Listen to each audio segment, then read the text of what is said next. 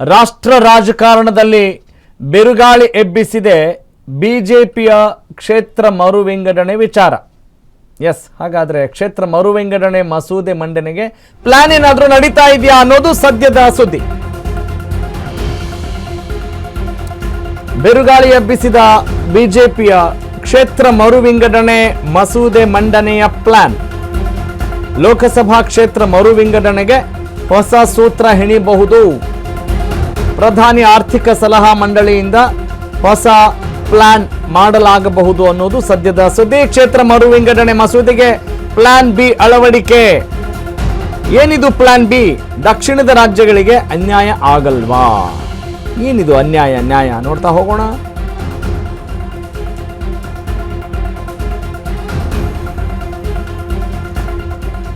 ನೀವು ಡಿಲಿಮಿಟೇಷನ್ ಅನ್ನೋ ಶಬ್ದವನ್ನು ಕೇಳಿರ್ತೀರಿ ಈ ವಿಚಾರಕ್ಕೆ ಸಂಬಂಧಪಟ್ಟ ಹಾಗೆ. ಕ್ಷೇತ್ರ ಮರುವಿಂಗಡಣೆ ಮಸೂದೆ ಮಂಡನೆಗೆ ಪ್ಲಾನ್ ನಡೆದ್ರೆ ಏನಾಗ್ಬೋದು ಅಂದರೆ ಅತಿ ಹೆಚ್ಚು ಕ್ಷೇತ್ರಗಳನ್ನು ಇಲ್ಲಿ ಅಳವಡಿಸುವಂಥದ್ದು. ಓಕೆ, ಈಗ 10 ಇದ್ರೆ ಅಲ್ಲಿ ಒಂದು 20 ಆಗುತ್ತೆ ಅಂತ ಅಂದ್ಕೊಳ್ಳಿ.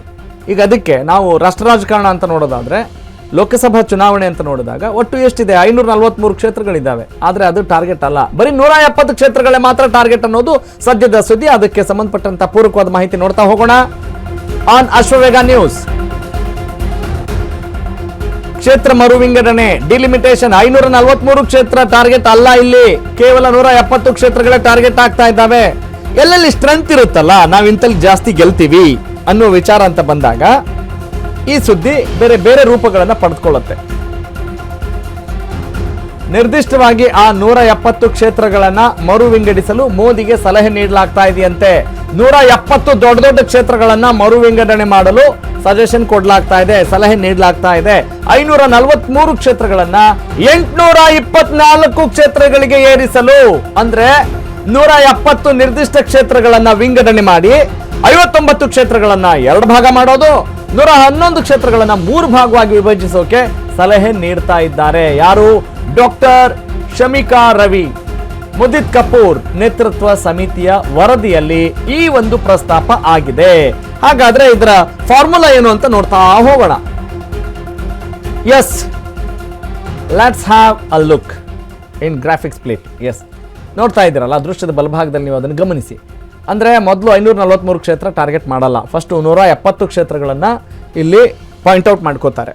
ಇನ್ನು 543 ಕ್ಷೇತ್ರಗಳ ಪೈಕಿ 170 ನಿರ್ದಿಷ್ಟ ಕ್ಷೇತ್ರಗಳನ್ನು ಮಾತ್ರ ಇಲ್ಲಿ ಮರು ವಿಂಗಡಣೆ ಮಾಡುವಂಥ ಒಂದು ಪ್ಲಾನ್ಗೆ ಸಜೆಷನ್ ಕೊಡಲಾಗ್ತಾ ಇದೆ. 543 ಕ್ಷೇತ್ರಗಳನ್ನು 824ಕ್ಕೆ ಏರಿಸಿದ್ರೆ 170 ನಿರ್ದಿಷ್ಟ ಕ್ಷೇತ್ರಗಳನ್ನು ವಿಂಗಡಣೆ ಮಾಡಿದರೆ ಏನಾಗಬಹುದು ಮುಂದಿನ ಹಂತದಲ್ಲಿ?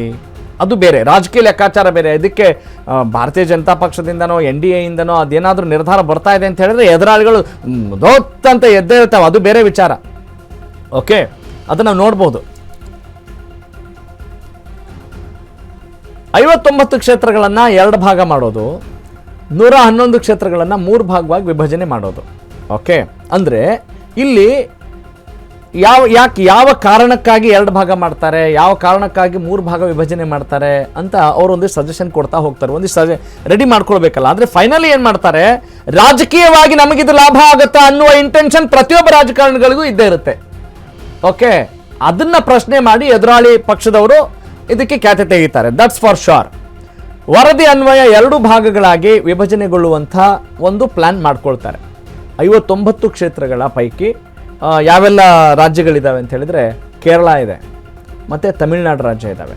ಆ 2 ರಾಜ್ಯಗಳು 22 ಕ್ಷೇತ್ರಗಳ ರಚನೆಗೆ ಸಂಬಂಧಪಟ್ಟ ಹಾಗೆ ಇಲ್ಲಿ ಟಾರ್ಗೆಟ್ ಆಗುತ್ತೆ. ಇನ್ನು 3 ಭಾಗಗಳಾಗಿ ವಿಭಜನೆಗೊಳ್ಳಲಿರುವಂಥ 111 ಸಂಸತ್ ಕ್ಷೇತ್ರಗಳು, ಆ ಪೈಕಿ ಉತ್ತರ ಪ್ರದೇಶಕ್ಕೆ 17, ಮಹಾರಾಷ್ಟ್ರದಲ್ಲಿ 12, ಇನ್ನು ಬಿಹಾರದಲ್ಲಿ 10, ಬಂಗಾಳದಲ್ಲಿ 10 ಕ್ಷೇತ್ರ. ಅಂದರೆ ಓವರಾಲ್ ನೋಡ್ತಾ ಹೋದರೆ ಈ ಸಿನಾರಿಯೋನ ಗಮನಿಸಿದಾಗ ದಕ್ಷಿಣ ಭಾರತಕ್ಕಿಂತ ಪಶ್ಚಿಮ ಮತ್ತು ಉತ್ತರದ ರಾಜ್ಯಗಳ ಪ್ರಾತಿನಿಧ್ಯವೇ ಹೆಚ್ಚಳವಾಗುತ್ತೆ. ಅಲ್ಲಿ ಯಾರೆಲ್ಲ ಇದ್ದಾರೆ ಪಶ್ಚಿಮ ಮತ್ತು ಉತ್ತರ ರಾಜ್ಯಗಳಲ್ಲಿ, ಅದನ್ನು ಗಮನದಲ್ಲಿ ಇಟ್ಕೊಳ್ಳಿ. ಓಕೆ, ಇನ್ನು ದಕ್ಷಿಣ ಭಾರತದ ಪ್ರಾತಿನಿಧ್ಯ 23.6ರಿಂದ 23.7ಕ್ಕೆ ಹೆಚ್ಚಳ ಆಗುತ್ತೆ. ಓಕೆ, ಇನ್ನು ಉತ್ತರ ಮತ್ತು ಪಶ್ಚಿಮ ರಾಜ್ಯಗಳ ಪ್ರಾತಿನಿಧ್ಯ 45.2ರಿಂದ 45.6ರಷ್ಟು ಹೆಚ್ಚಳ ಆಗುತ್ತೆ. This is the formula, this is the proportion. ಆದರೆ ಈ ಫಾರ್ಮುಲಾ, ಈ ಪ್ರಪೋರ್ಷನ್ನು ನೋಡ್ರಿ, ಈ ಕ್ಷೇತ್ರ ವಿಂಗಡಣೆ ಆಗದೆ ಹೋದರೂ ಕೂಡ ಜನರನ್ನೇನು ಬಗೆಯೋಕ್ಕಾಗಲ್ಲ. ಒಬ್ಬ ಮನುಷ್ಯ ಇದ್ದಾನೆ ಅಂಥೇಳಿ 2 ಮಾಡಿಬಿಡೋಣ ಅಂತ ಹೇಳೋಕ್ಕಾಗಲ್ಲ ಅಲ್ವಾ? ಆದರೆ ಇನ್ನೂ ಆಡಳಿತ ಸುಗಮವಾಗಲಿಕ್ಕೆ ಮಾಡಬೇಕು. ಆದರೆ ಇಲ್ಲಿ ಇಂಟೆನ್ಷನ್ ಏನು, ನಿಜವಾದ ಪರ್ಪಸ್ ಏನು ಅನ್ನೋದು ಪ್ರಶ್ನೆ.